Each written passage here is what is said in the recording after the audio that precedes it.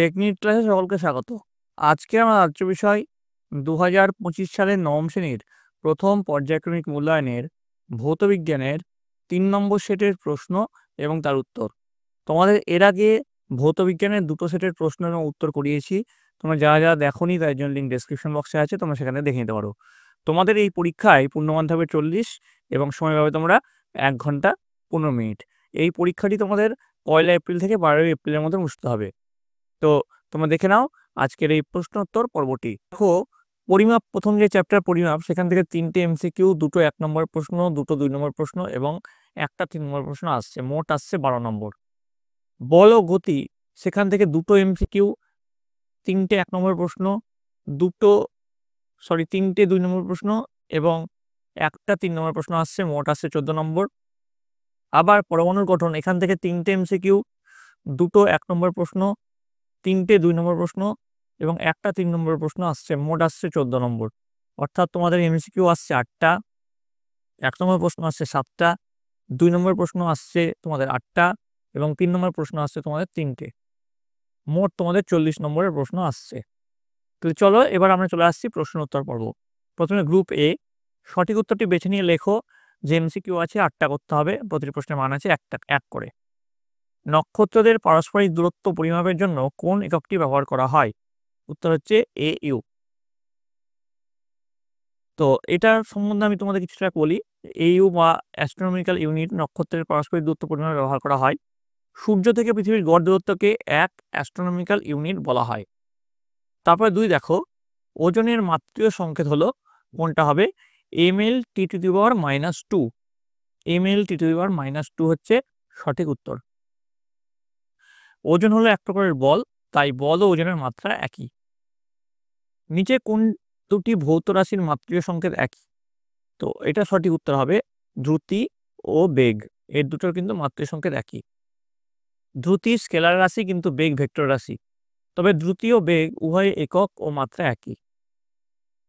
4 নম্বর চলে আসছি। চলন্ত গাড়ি হঠাৎ থেমে গেলে আরোহীরা সামনের দিকে হেলে পড়ে, এর কারণ হলো? উত্তর হবে গতিজাড্য। চলে আসি তারপর প্রশ্নে। 5 নম্বর, রকেটের গতি যে সংরক্ষণ নীতির উপর প্রতিষ্ঠিত তা হলো রৈখিক ভরবেগ। চলে আসছি পরের প্রশ্ন। একটি ইলেকট্রনের তড়িতাধানের পরিমাণ কি হবে? -1.602 × 10⁻⁻19 কুলম্ব। তারপরে দেখো 7 নম্বর, সবচেয়ে হালকা পরমাণু কোনটি? উত্তর হবে সি, হচ্ছে সবচেয়ে হালকা পরমাণু। চলে আসছি 8 নম্বর, 18 ও 8 এর নিউট্রন সংখ্যা কত? এর নিউট্রন সংখ্যা হচ্ছে 10টি। দেখো 18 থেকে যদি 8 বাদ দিই আমরা 10 পাবো। চলে আসছি গ্রুপ বি। দেখো, অতি সংক্ষিপ্ত উত্তর দাও, বিকল্প প্রশ্নগুলি লক্ষণীয়। এখানে কিন্তু 7টা প্রশ্নের উত্তর দিতে হবে, প্রতিটি প্রশ্নের মান হচ্ছে 1। নিউটনের কোন গতিসূত্র থেকে বলের পরিমাপ করা যায়? উত্তর লিখবে নিউটনের দ্বিতীয় গতিসূত্র থেকে বলের পরিমাপ করা যায়। অথবা দেওয়া একটা প্রশ্ন আছে, বলের সিজিএস পদ্ধতি ও এসআই পদ্ধতিতে পরমাণুকের সম্পর্ক কি? উত্তর লিখবে বলের সিজিএস পদ্ধতিতে পরমাণু ডাইন এবং এসআই পদ্ধতিতে হলো নিউট্রন। তো সম্পর্কটা এবার দেখে নিই। 1 নিউটন সমান 10⁵ ডাইন। চলে আসছি পরের প্রশ্ন। 2 নম্বর দেখো, নিষ্ক্রিয় মৌলগুলির শেষ কক্ষপথে কতগুলি ইলেকট্রন থাকে? উত্তর লিখবে নিষ্ক্রিয় মৌলগুলির শেষ কক্ষপথে 8টি ইলেকট্রন থাকে। অথবা দেখো, পদার্থের রাসায়নিক ধর্মের জন্য দায়ী কে? উত্তর লিখবে ইলেকট্রন। পরের প্রশ্ন, কোনো পরমাণুর এম কক্ষে ইলেকট্রনের সর্বোচ্চ সংখ্যা? দেখো উত্তর হবে 2 × এম কক্ষে বলেছে 3² সমান 2 × 9 মানে 18টি। 4 নম্বর দেখো, বিশুদ্ধ ঘূর্ণনের ক্ষেত্রে ঘূর্ণাক্ষ সর্বদাই কি হবে? অপরিবর্তিত। এবার সত্য মিথ্যা নিরূপণ করতে বলেছে, দ্রুতি 0 হলে বেগ 0 নাও হতে পারে। এটা কিন্তু একদম মিথ্যা। তারপর দেখো, একটি এককবিহীন রাশির উদাহরণ দাও। উত্তর লিখবে আপেক্ষিক গুরুত্ব। তারপরে প্রশ্ন 7 নম্বর দেখো, সাধারণ তুলাযন্ত্রের বাটখারাগুলির ভরের অনুপাত 5:2:2:1। এটা কিন্তু খুব ইম্পর্টেন্ট প্রশ্ন তোমাদের পরীক্ষার জন্য। তারপরে দেখো দেখো গ্রুপ সি, সংক্ষিপ্ত উত্তর দাও, বিকল্প প্রশ্ন লক্ষণীয়, প্রতিটি প্রশ্নের মান আছে 2 করে। 8টা প্রশ্নের উত্তর দিতে হবে। সাধারণ স্কেল ধাতুর না হয়ে কাঠের তৈরি হয় কেন? উত্তর লিখবে ধাতু তাপে প্রসারিত হয় এবং শীতল করলে সংকুচিত হয়। তাই ধাতুর তৈরি স্কেল উষ্ণতা বৃদ্ধির সাথে সাথে প্রসারিত সংকুচিত হয়ে হয়, ফলে স্কেলের অঙ্ক দুটি দাগের মাঝে দূরত্ব পরিবর্তিত হয়, ফলে সঠিক পাঠ পাওয়া যায় না। কিন্তু কাঠ তাপের কুপরিবাহী হওয়ায় উষ্ণতা বৃদ্ধি কিংবা হ্রাসে সঠিক পাঠ দেয়। তাই সাধারণ স্কেল ধাতুর না হয়ে কাঠের তৈরি হয়। এবার অথবা দিয়ে দেখো, তোমার বয়স সেকেন্ডে প্রকাশ করলে কি অসুবিধা হতো? উত্তর লিখবে, বয়স বছরে ও মাসে প্রকাশ করলে একটি সুবিধাজনক সংখ্যা পাওয়া যায়, যা বুঝতে সুবিধা হয়। কিন্তু যদি সেকেন্ডে প্রকাশ করা হয় তাহলে খুব বড় একটি সংখ্যা হয়, যা বুঝতে বা প্রকাশ করতে অসুবিধা হয়।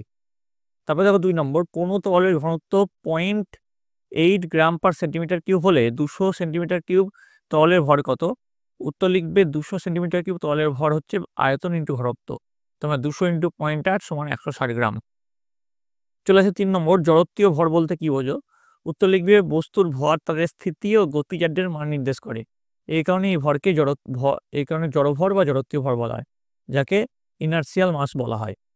স্পষ্টত F = m এর সমীকরণে বস্তুর যে ভর নির্দেশ করা হয়েছে তা হলো জড়ত্বীয় ভর। চলে আসি 4 দাগের প্রশ্ন, কামান থেকে গোলা ছুড়লে কামান পিছু হটে কেন? উত্তর লিখবে, যখন কোনো কামান থেকে গোলা ছোড়া হয় তখন গোলার উপর একটি বল ক্রিয়া করে, ফলে গোলাটি সামনের দিকে এগিয়ে যায়। গোলা কামানের উপর সমান ও বিপরীতমুখী প্রতিক্রিয়া বল প্রয়োগ করে, ফলে কামানটি ও পেছন দিকে সরে যায়। তৃতীয় গতিসূত্রের সাহায্যে ব্যাখ্যা করা যায়। অথবা দিয়ে একটা প্রশ্ন আছে, সাধারণ তুলাযন্ত্রের সুবিদিতার দুটি শর্ত উল্লেখ করো। উত্তর লিখবে, সাধারণ তুলাযন্ত্রের সুবিদিতার শর্তগুলি হলো, বাহু দুটি দীর্ঘ হবে, সূচকটি লম্বা হবে, তুলাযন্ত্র হালকা হবে।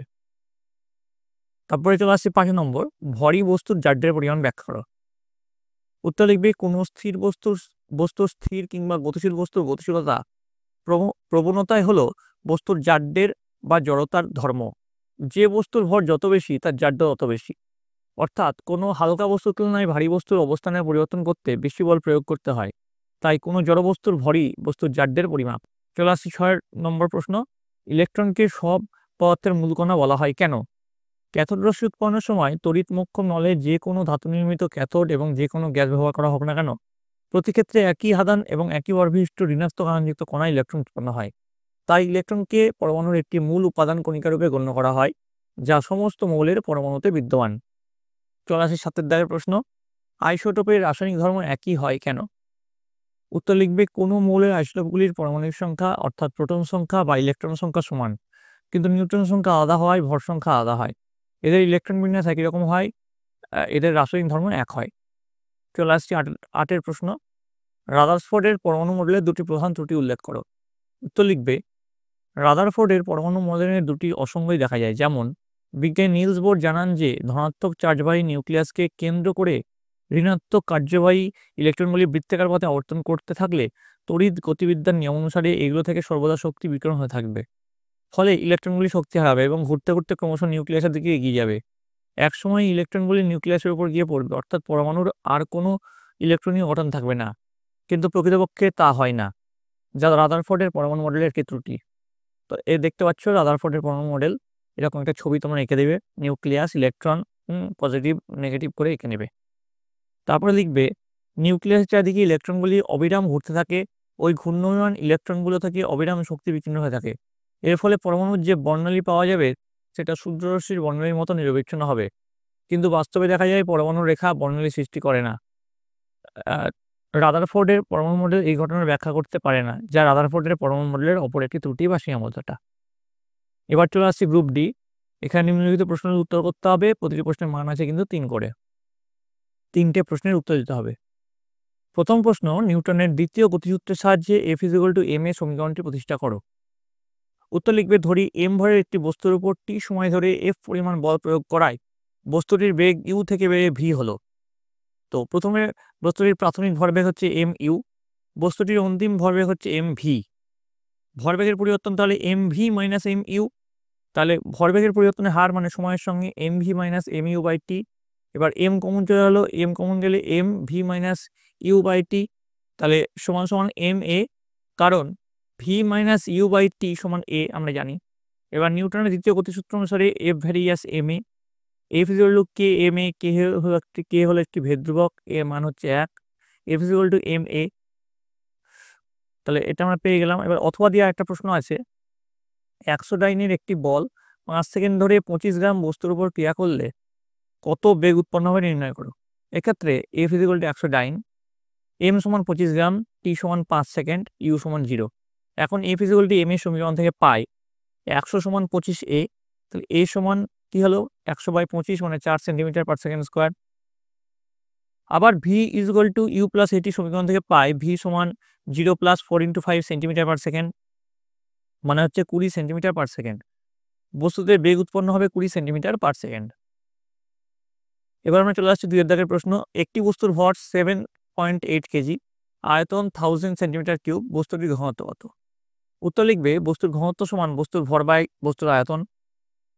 তাহলে বস্তুর ঘনত্ব কত হবে 7.8 কেজি বাই 1000 সেন্টিমিটার কিউব, মানে 7800/1000 গ্রাম পার সেন্টিমিটার কিউব, মানে 7.8 গ্রাম পার সেন্টিমিটার কিউব। এর সামনে অথবা দিয়ে আরেকটা প্রশ্ন আছে, তুলাযন্ত্রের সুবিধা বলতে কি বোঝো? সাধারণ তুলাযন্ত্রের সুবিধার শর্তগুলি লেখো। উত্তর লিখবে যে বিশেষ গুণের জন্য কোনো তুলাযন্ত্রে তুলাপাত্রে রাখা দুটি ঘরের সামান্য পার্থক্য নির্দেশ করতে পারে তাকে তুলাযন্ত্রের সুবিধা বলে। এর শর্তগুলো এর আগেও তোমাদের করিয়ে দিয়েছি, তো তোমরা একবার দেখে নাও, এরকম করে তোমরা স্ক্রিনশট করে নাও, দিয়ে তোমরা কিন্তু এটা লিখে নেবে। ঠিক আছে, আমি আর পড়ে সময় নষ্ট করছি না।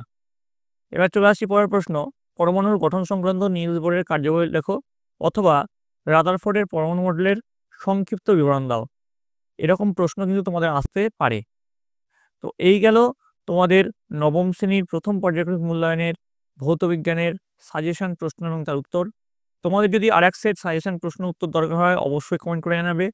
তোমাদের যদি এই ভিডিওটা ভালো লেগে থাকে অবশ্যই লাইক দিবে এবং কেমন লাগলো সেটা কমেন্টে জানাবে। তোমাদের যে চ্যাপ্টারগুলো আছে সেগুলো ভালো করে তোমরা খুঁটিয়ে পড়ো, তাহলে আশা করি পরীক্ষায় 100% সাফল্য তোমাদের নিশ্চিত। তোমরা সকলে ভালো থাকবে, তোমরা সকলে